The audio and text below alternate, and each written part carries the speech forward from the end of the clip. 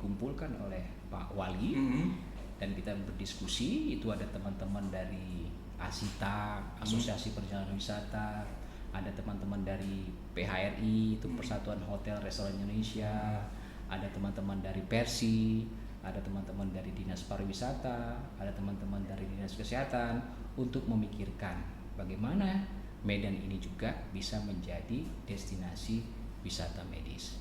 Nah, untuk itu Pak Wali meluncing Medan Medical Tourism Board. Nah, ini bukan tanggung-tanggung ini Bang Dani. Iya, Pak. Kita kemarin itu diluncingkan di depan 24 wali kota se-Sumatera, Apexi.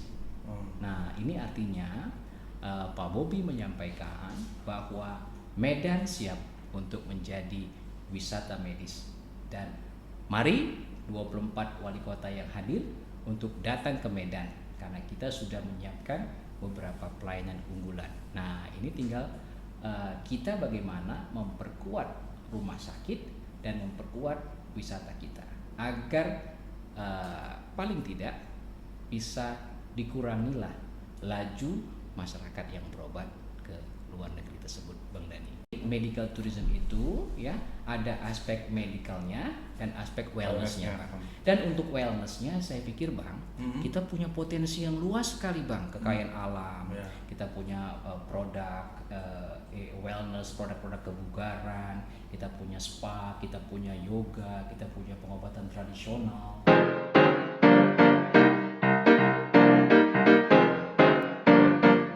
Oke, assalamualaikum Bang Mulia. Apa kabar nih Bang Mulia? Waalaikumsalam, kabar baik Dani. Ya Bang. Sibuk apa nih Bang Mulia nih? Ya, sekarang ini sedang diberikan amanah yang cukup besar ya. Artinya kita diberikan kepercayaan untuk mengelola Medan Medical Tourism Board. MMT Board Bang ya? Iya. Mengelola Medan Medical Tourism Board. Yang memang hari ini menjadi isu bersama nih Bang ya. Betul. Kira-kira boleh nggak Bang jelaskan sama sobat podcast nih Bang, apa sih medical tourism itu Bang? Baik, pertama terima kasih atas di-invite-nya kita di podcast Tropico ini. Jadi medical tourism ini sebenarnya adalah dalam bahasa Indonesianya adalah wisata medis ya. Wisata medis ya Bang ya. Nah, jadi pemerintah sekarang sudah mengeluarkan Permenkes nomor 75 tahun 2015. Ya kan? Nah, jadi di dalam Permenkes tersebut ya sudah didefinisikan bahwa wisata medis itu adalah kegiatan masyarakat ke luar kota atau dari luar negara yang tujuannya adalah untuk melakukan atau mendapatkan pemeriksaan, tindakan medis, pemeriksaan kesehatan lainnya. Nah, itu dia. Nah, banyak definisi-definisi yang muncul sebenarnya. Dalam hal ini, kami sebenarnya lebih memilih definisi bahwa wisata medis itu ialah individu atau kelompok yang meninggalkan daerah asalnya untuk tujuan mempertahankan, meningkatkan, dan memperbaiki status kesehatannya dan mendapatkan experience atau pengalaman-pengalaman yang selama ini belum dirasakannya, dan pada saat yang bersamaan dia melakukan aktivitas-aktivitas wisata dan sebagian besar kegiatannya dilakukan di institusi kesehatan. Berarti kesimpulannya perjalanan medis ya Bang ya, perjalanan wisata yang ujung-ujungnya mendapatkan pelayanan medis. Itu bahasa sederhananya Bang ya. Yang memang hari ini ya sebenarnya trennya kan di luar sudah tinggi nih Bang ya. Betul. Tapi di kalangan kita kenapa sih Bang masih belum optimal nih untuk medical tourism ini Bang? Jadi gini Bang Dani ya. Jadi ini sebenarnya merupakan fenomena global. Fenomena masyarakat industri global. Jadi di mana-mana masyarakat dunia ini mencari pelayanan yang berkualitas dengan harga yang murah. Ya, kualitas harga murah harapannya gitu Bang ya. Jadi ini terjadi di seluruh dunia. Kalau kita lihat penduduk Amerika itu perginya ke Thailand. Nah, karena di Amerika waktu tunggu masyarakat untuk mendapatkan pelayanan kesehatan ini cukup lama, sehingga perusahaan asuransi mendorong masyarakat Amerika untuk memilih destinasi lainnya, termasuklah Thailand. Nah, jadi Thailand itu cukup berkembang wisata medisnya. Nah, di Indonesia masalahnya lain pula, karena tidak mendapatkan pelayanan yang berkualitas dan harganya juga berbanding relatif lebih mahal. Nah, jadi sepertinya ada tempat di luar sana. Itulah Malaysia, Korea hari ini bang, lari kan? Korea sekarang walaupun Korea lebih mahal, orang berbondong orang Indonesia nih, bondong-bondong nih wisata cantik, operasi plastik ya bang, operasi ya ke Korea. Ini kan fenomena yang saya pikir hari ini lagi tren di kalangan kita bang. Gimana pendapat abang nih bang? Iya, ini kan soal tren ya. Artinya kalau tren ini 1, 2, 3 orang bicara dan sebagian besar orang akan membicarakannya. Jadi rasa tidak puas mendapatkan pelayanan kesehatan di negara asalnya, termasuklah di Indonesia, menyebabkan tren atau rame-ramenya orang berobat ke luar negeri. Dan dalam hal ini adalah masyarakat Indonesia, khususnya yang tinggal di Sumatera Utara itu lebih banyak memilih Pulau Pinang, Malaysia sebagai destinasi wisata medisnya. Medical tourismnya ke Pinang ya bang ya. Kalau orang di Sumatera Utara pada umumnya bang ya. Yang hari ini saya pikir juga ini, saya pikir fenomena yang nggak menurun grafiknya, mungkin gara-gara COVID kemarin ditutup Penang nggak ada ya kan bang. Tapi sekarang sudah dibuka lagi, berbondong-bondong kemarin, berbondong-bondong juga nih. Berbondong-bondong juga. Masyarakat untuk kesana gitu bang. Iya betul sekali. Jadi sebenarnya begini, COVID-19 itulah yang memberikan hikmah. Seperti kita disadarkan, seperti kita dikejutkan. Jadi COVID-19 itu melarang mobilitas. Ya, betul. Jadi gerakan masyarakat yang tren tadi meningkat, tiba-tiba karena ada COVID-19 ini turun bebas.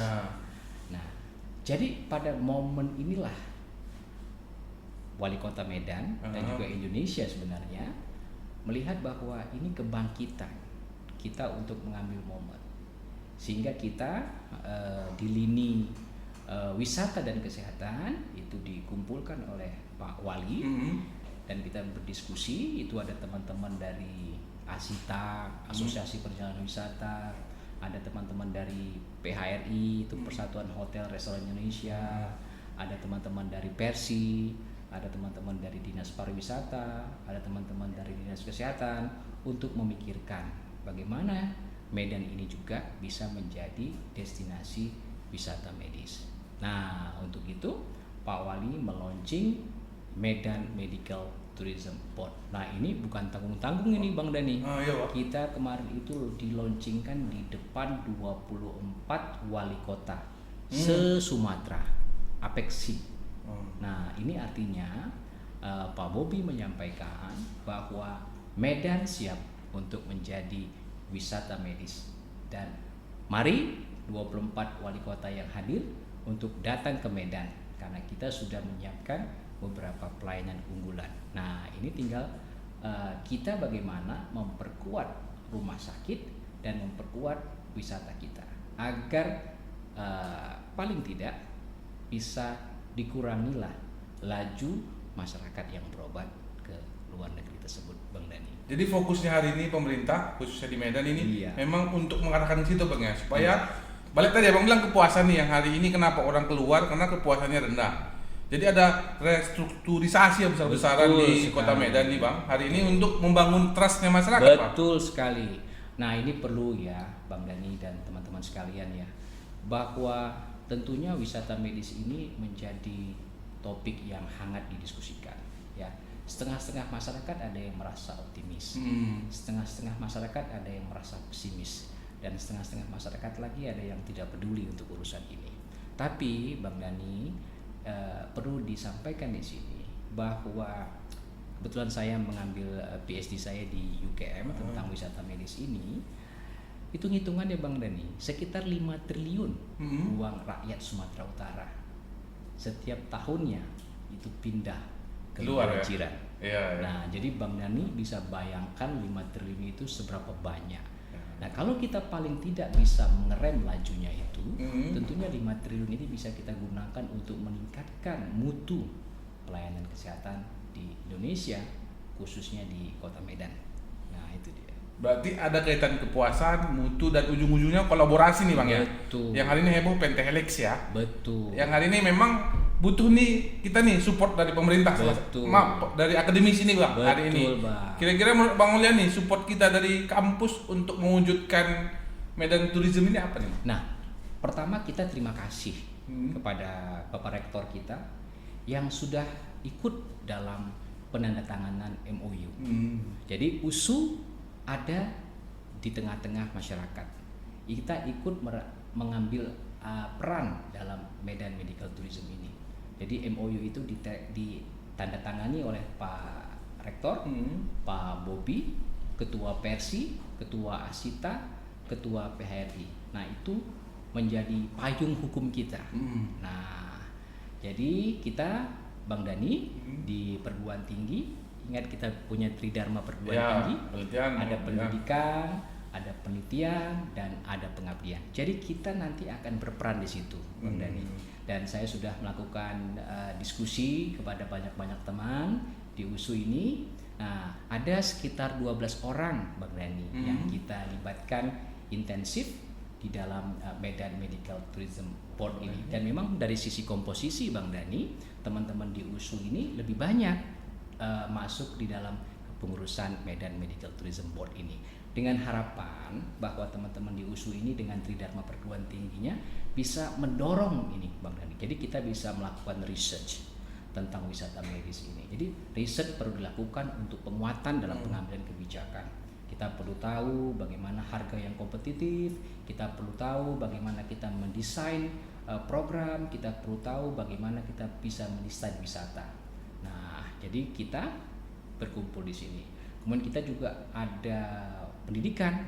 Nah, bagaimana nanti USU bisa mempercepat lahirnya dokter-dokter spesialis, dokter-dokter spesialis. Nah, kita juga ada pengabdian. Bagaimana pengabdian kita bisa kita arahkan paling tidak untuk merubah mindset masyarakat Kota Medan, Sumatera Utara. Artinya, mari berobat di Indonesia saja. Nah, itu dia. Peran perguruan tinggi. Jadi setiap ranah Tridharma ini akan coba dimaksimalkan ke medical tourism-nya Bang ya. Harapannya ini akan menjadi kajian-kajian berkelanjutan yang kedepannya Bang ya. Jadi Bang Dani, kita punya 2 strategi sekarang. Tadi kan kita banyak bicara soal rumah sakitnya ya Bang Dani ya.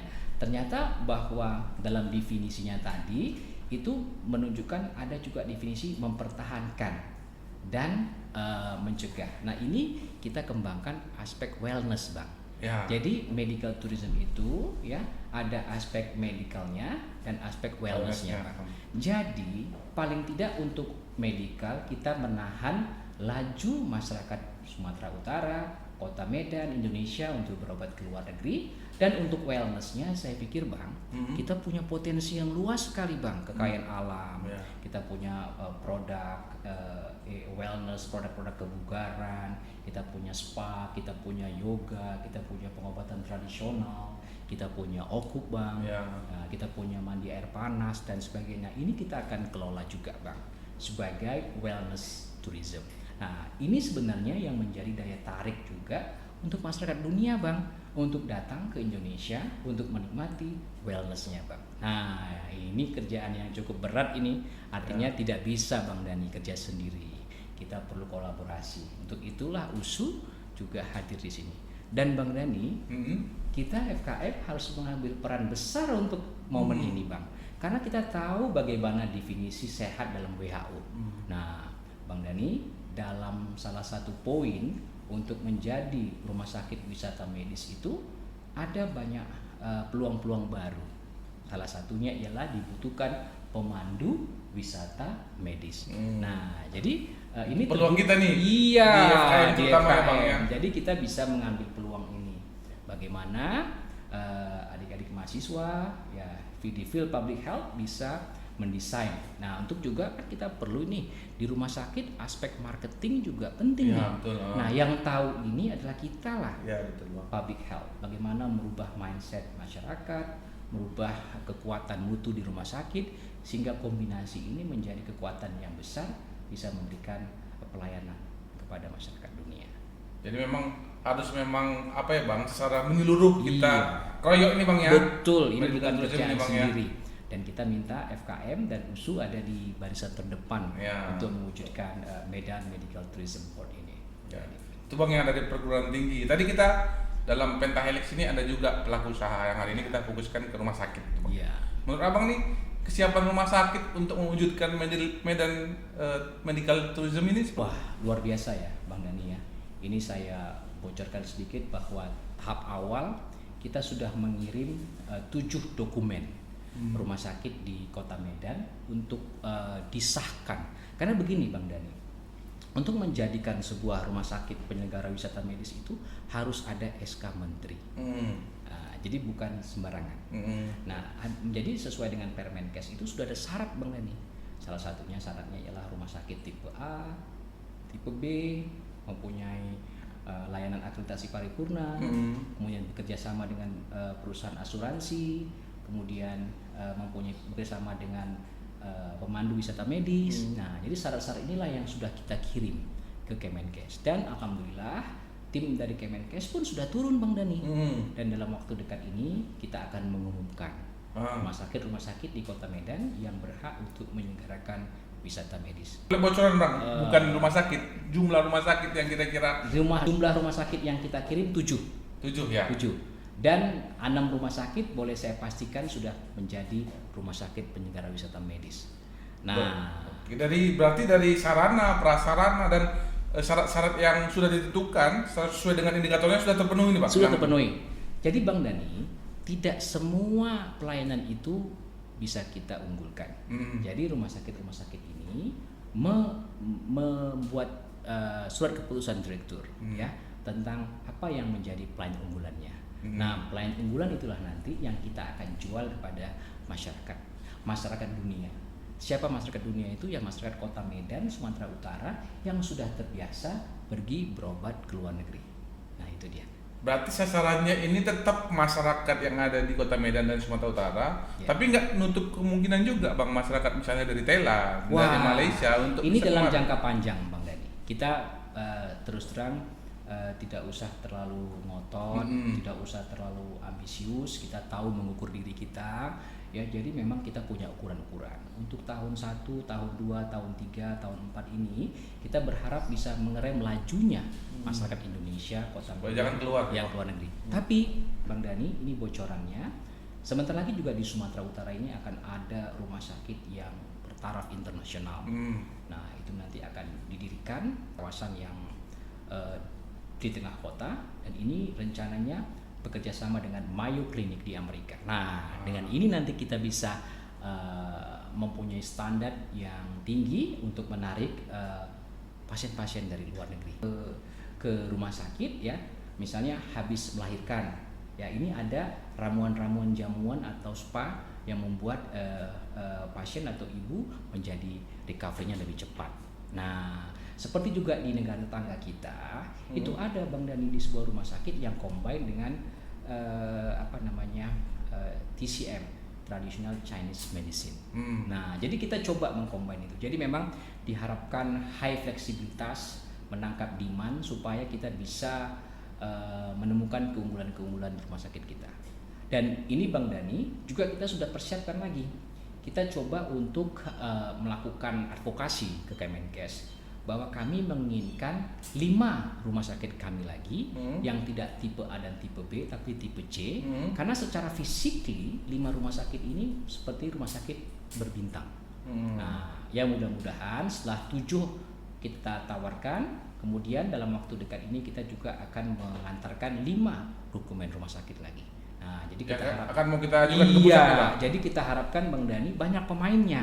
7 tambah 5, 10 ada 12 rumah sakit wisata medis. Nah, dengan keunggulannya masing-masing. Gitu Bang ya? Iya. Nanti keunggulannya ini pun masing-masing rumah sakit punya spesifik ya Pak? Iya, betul. Jadi tinggal orang kita sepakat kalau nanti jantung ada di rumah sakit ini, kalau nanti kardiolog, kalau nanti obgyn ya ada di rumah sakit, kecantikan ada di sini. Nah jadi sudah terpetakan dan itu kita harapkan menjadi tren, menjadi bicaraan orang ramai. Jadi semua orang tahu kalau mencari layanan jantung ada Malik dan ada di Columbia Asia. Untuk mencari layanan traumatic center ada di rumah sakit Putri Hijau, ada di rumah sakit Royal Prima, ortopedik dan sebagainya. Jadi memang kita sudah spesifikasikan keunggulan masing-masing. Yang nanti memang ini sebagai jualan juga kita ya Bang. Iya betul. Agar lebih menarik, lebih tertarik nih. Lebih tertarik. Datang ke Medan ya Bang ya. Betul. Ya artinya juga kita punya jejaring karena begini. Menurut Pak Wali bahwa Medan ini perlu didesain menjadi destinasi wisata medis. Artinya kita punya hub Bang. Kita ada daerah-daerah daerah yang mengantarkan wisata medis ini. Ada dari Sidempuan, ada dari Aceh, ada dari Langkat, dari Binjai, kan, dari Sibolga, dari Tapanuli. Nah ini jadi hub Bang. Jadi intinya kita mau mendorong masyarakat kita untuk merasakan feel yang baru bahwa ini loh ada pelayanan wisata medis. Nah dalam hal ini Bang memang kita harus pisahkan ya. Ini bukan pasien BPJS. Ini pasien wisata medis, pasien yang memang sudah terbiasa pergi ke Malaysia. Jadi dalam pendek ceritanya nih Bang, kalau bisa kita katakan pasien wisata medis ini ialah pasiennya atau tamunya Pak Direktur nih. Jadi kalau udah bilang siapa tuh? Itu tamunya Pak Direktur. Jadi semua karpet merah Bang. Jadi dia mendapatkan akses yang cepat. Tidak seperti yang biasa mendapatkan akses yang lama. Nah kita berharap kepuasan ini bisa dirasakan oleh masyarakat Kota Medan dan Sumatera Utara. Tapi nggak usah kita bahas di sini pembiayaan ya. Siap, itu nanti Bang ada segmennya Bang. Karena kalau bahas pembiayaan nanti pro kontra juga. Pro kontra, betul. Nah, kita coba mendesain, artinya sebelum, jadi kan begini Bang Dani, ada prahospital, hospital dan sesudah itu. Nah, kita harapkan pasien sebelum mendapatkan intervensi, dia bisa mendapatkan informasi yang menyeluruh Bang Dani. Termasuklah berapa lama dia dirawat, termasuklah apa intervensi yang akan diterima, dan termasuklah berapa biaya yang akan disiapkan. Nah itu pelayanan sebelum dia sampai ke rumah sakit. Jadi ini yang mau kita bangun Bang Dani. Jadi supaya pasien itu dan keluarganya mendapatkan pengetahuan, baru dia dieksekusi. Nah baru dia selesai itu nanti kita harapkan ada follow up-nya. Biasa ini Bang Dani kalau misalnya orang ke luar negeri itu kadang-kadang rumah sakit luar negeri nanya, halo Ibu, apa kabar? Bagaimana sekarang perkembangannya? Nah, kita mau melihat itu juga. Jadi ada komunikasi dengan pasien before dan after pelayanan. Nah, ini mudah-mudahan ya. Ini memang kita bicaranya agak bicara mimpi nih. Ya, kan tapi semuanya harus dimulai dari mimpi. Saya sepakat itu Bang Olia. Ya. Luar biasa sekali nih sobat podcast nih terkait medical tourism yang akan dikembangkan oleh Bang Olia dan timnya, dan memang kita juga nih semuanya ya, sobat podcast, FKM, perguruan tinggi dan masyarakat Kota Medan ya, Bang Olia. Kemudian terkait tadi di Pentahelix ada pemerintah nih. Kira-kira nih sampai hari ini, sejauh hari ini, peran pemerintah untuk mewujudkan medical tourism ini seperti apa? Wah, luar biasa. Jadi Bang Dani, kita betul-betul merasakan feel kolaborasi itu Bang Dani. Jadi memang semangat Pak Wali ya untuk membuat kolaborasi itu luar biasa. Jadi kita di MMT Board ini ya, ada dua organisasi perangkat daerah yang intensif berdiskusi dengan kita. Yang pertama ialah Dinas Pariwisata. Itu di bawah kepemimpinan Pak Dr. Andes Agus Suryono. Dan kedua ialah Dinas Kesehatan Kota Medan di bawah kepemimpinan Bapak Dr. Taufik. Nah, jadi dua OPD ini mendampingi kita terus ini. Jadi selama ini yang memfasilitasi kita adalah dua OPD ini. Jadi memfasilitasi pertemuan, memfasilitasi sampai kita melakukan kunjungan ke Kemenkes, ke Dinas Pariwisata, mengikuti kita dalam berbagai macam event. Nah ini luar biasa. Dan juga Bang Dani, support dari teman-teman kita rumah sakit ini luar biasa. Ini kelihatan sekali waktu surveyor datang dari Jakarta ya. Kita memang bersama-sama. Jadi memang kita harapkan ini Bang Dani, kita seperti sapu lidi ya. Ada kekuatan kita makin kuat ya. Nah itu yang menjadi kekuatan kita. Jadi semangat gotong royong itu sangat penting sekali untuk membangun wisata medis di Kota Medan. Jadi memang perannya luar biasa, Kang. Jadi nanti diharapkan ke depan pemerintah ini memberikan trigger. Ya. Jadi ada nanti program-program yang kita buat di masing-masing organisasi perangkat daerah. Dan Bang Dhani, ternyata harapan itu mulai bergulir, Bang. Ternyata bukan hanya 2 OPD ini. Mungkin Bang Dhani tahu ya, kita juga punya alumni di Dinas Disnaker, Bang. Nah, ini juga ikut juga ambil peran. Jadi tidak lama lagi juga Medan Medical Tourism Board ini akan menandatangani MOU dengan Kemenaker, Bang. Artinya di sini peran untuk memperkuat penunjang medis. Nah, jadi kita perlu, Bang, pelatihan-pelatihan yang berhubungan dengan hospitality, kita perlu pelatihan yang berhubungan dengan dunia perhotelan. Jadi ini sepertinya akan mengambil peran. Nah, nanti juga akan melibatkan Infocom, bagaimana media sosialnya, akan melibatkan Balitbank, bagaimana riset-risetnya, dan kita berharap bahwa filosofi atau semangat kolaborasi ini betul-betul ada dalam mewujudkan Medan Medical Tourism. Jadi peningkatan kualitas manusia juga nggak sebatas kampus. Iya, nggak sebatas kampus. Di luar kampus seperti tadi ada Dinas Tenaga Kerjaan yang support juga ya, Bang ya. Siap. Nah, itu alumni kita itu di situ. Yang luar biasa. Artinya kan kita mulai nih membangun link alumni ya. Jadi kita berharap bahwa para SKM ini bisa muncul di lini ini. Karena memang yang punya mood, yang punya passion untuk ini di bidang kita ini, Bang. Ini kita tunggulah dukungan dari alumni, dari mahasiswa untuk dapat mengambil momen ini. Sebenarnya ini peluang ya, Bang. Betul. Peluang untuk kita, untuk semua orang. Iya, untuk semua orang, betul. Ya, Bang ya. Terutama untuk kita di Fakultas Kesehatan Masyarakat ini. Kemudian nih, Bang, kalau menurut Abang nih hambatan terbesar nih ke depannya untuk bisa mewujudkan Medan Medical Tourism Board ini apa kira-kira? Hambatannya itu merubah mindset. Nah, itu saja. Merubah mindset ini merubah gaya hidup. Ini merubah tren. Ini merubah sakit hati orang yang tidak dipuaskan. Ini susah.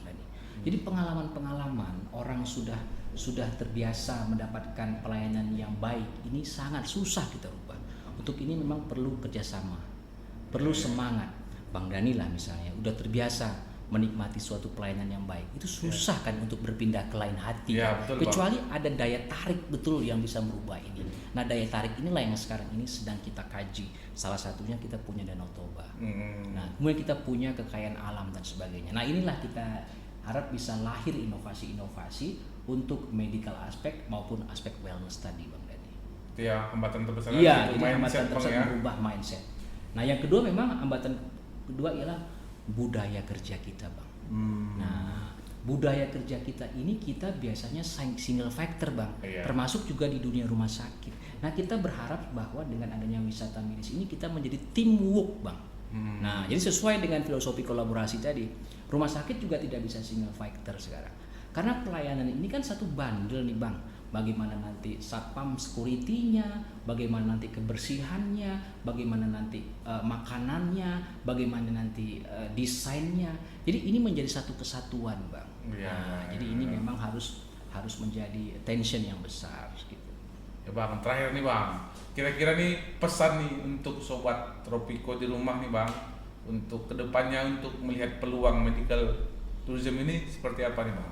Ya, pesan saya optimislah. Mudah-mudahan melalui Medan Medical Tourism Board ini kita bisa memberikan inspirasi, memberikan inovasi sama-sama bersama supaya kita bisa membangkitkan paling tidak ya, Bang, ini semangat nasionalisme kita, Bang. Di rumah saja, di Indonesia saja, di Medan saja untuk kita berobat. Terima kasih, Bang Dhani. Luar biasa nih, Bang Mulyani. Ini juga Sobat Podcast nih, peluang juga seperti yang kita diskusikan tadi. Jangan sampai lepas nih peluang ya, Bang. Ya. Sama-sama kita kerjakan. Mudah-mudahan ini menjadi amal ibadah kita juga, Bang ya. Amin. Mudah-mudahan ini menjadi berkah juga. Amin. Semua seperti buat kita semua. Medan berkah nih, Bang ya. Medan berkah. Ya. Mungkin itu ya, Bang. Ya. Kita juga ada jargon nih, Bang, di Tropico Podcast itu namanya kesehatan investasi, pola hidup prestasi. Iya. Bang ya, itu punya jargon. Iya. Yang bisa kita bareng-bareng sampaikan dengan Sobat Podcast di rumah sembari menutup pertemuan kita ini, Bang. Boleh Bang? Boleh. Kesehatan investasi, pola hidup sehat prestasi. Terima kasih Sobat Podcast. Assalamualaikum warahmatullahi wabarakatuh. Waalaikumsalam warahmatullahi wabarakatuh.